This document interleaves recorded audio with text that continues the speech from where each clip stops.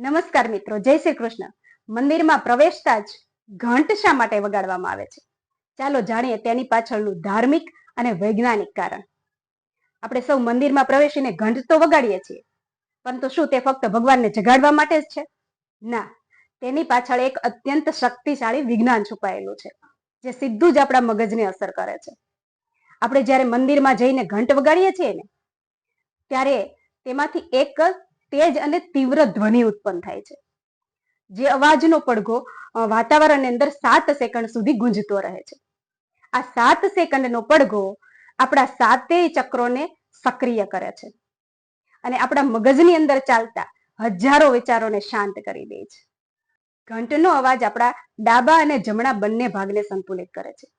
જે ક્ષણે ઘંટનો અવાજ આવે છે ને, તે જ ક્ષણે આપણું મન યુનિટી મોડમાં આવી જાય છે અને એટલે જ આપણે પૂરી એકાગ્રતા સાથે ગર્ભગૃહમાં પ્રવેશ કરી શકીએ છીએ અને એટલે જ તેને જાગૃતિનું પ્રતીક માનવામાં આવે છે.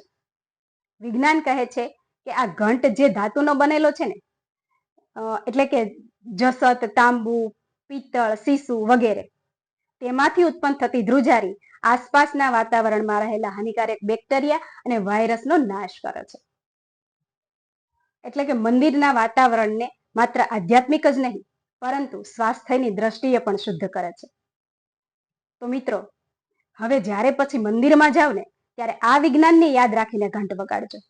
અને આ નવી માહિતી જો ઉપયોગી લાગી હોય ને, તો વિડીયોને શેર કરજો, કમેન્ટમાં જય મહાદેવ લખજો.